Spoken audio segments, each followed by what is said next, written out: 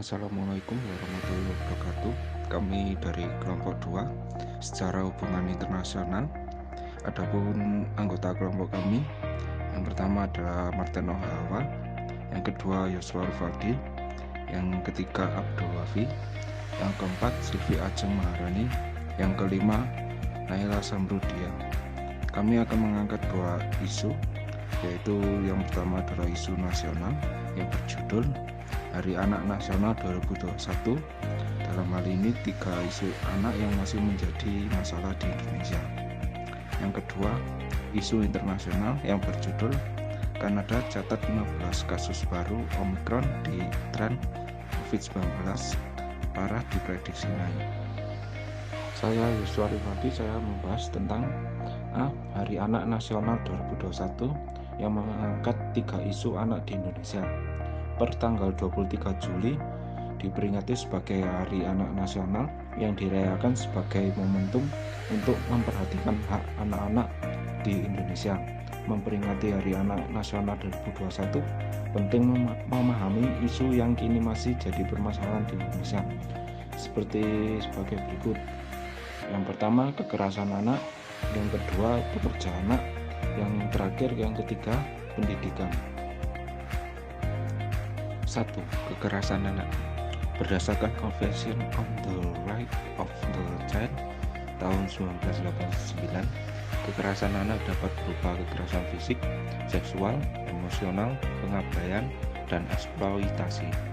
Menurut data dari survei kekerasan terhadap anak Indonesia oleh Kementerian Sosial pada 2013 menyebutkan hampir setengah populasi anak laki-laki, yakni sekitar 7 juta anak, dan sekitar 2 juta anak perempuan mengalami kekerasan. Ya, terima kasih. 2. Pekerja anak. Data ILO memperkirakan setidaknya terdapat 1,5 juta anak Indonesia usia 10 hingga 17 tahun yang bekerja di sektor pertanian. Anak-anak yang bekerja di sektor pertanian akan berhubungan dengan suhu ekstrim, pestisida, dan debu yang membahayakan kesehatan. Selain itu, anak-anak diharuskan bekerja dengan durasi yang panjang. Alat-alat yang digunakan juga berat, berbahaya, dan tidak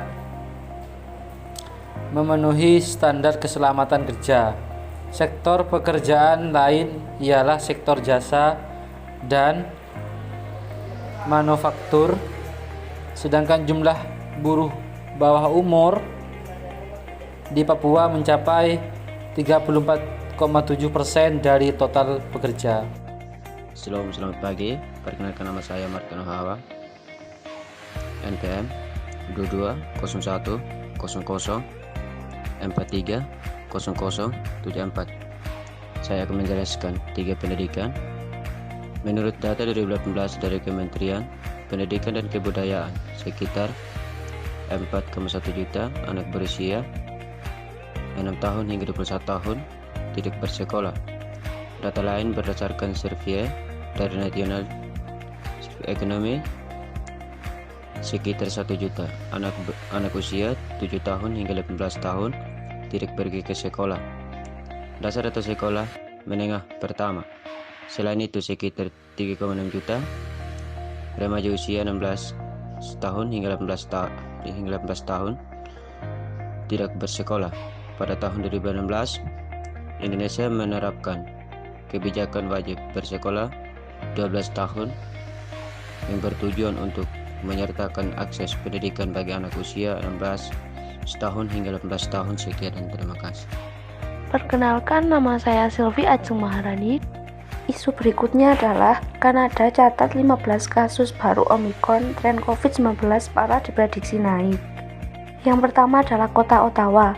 Otoritas Kanada mendeteksi 15 kasus baru varian baru virus corona COVID-19 Omicron di sejumlah wilayahnya. Tren penyakit COVID-19 yang parah diprediksi akan mulai meningkat kembali di negara ini. Seperti dilansir Reuters, Pemerintah federal Kanada menyatakan mendukung rekomendasi Dewan Penasihat Nasional agar semua warga dewasa berusia 50 tahun ke atas menerima suntikan booster vaksin corona sekitar 6 bulan usai menerima 2 dosis penuh.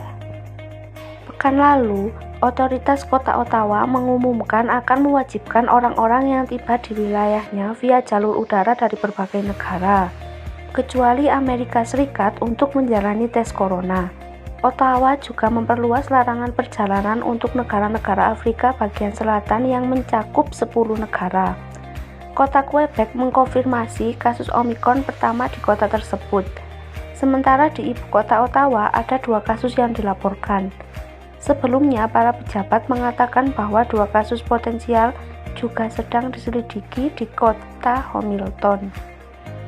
Nama saya Naila Zamrudia, NPM 22010004300075.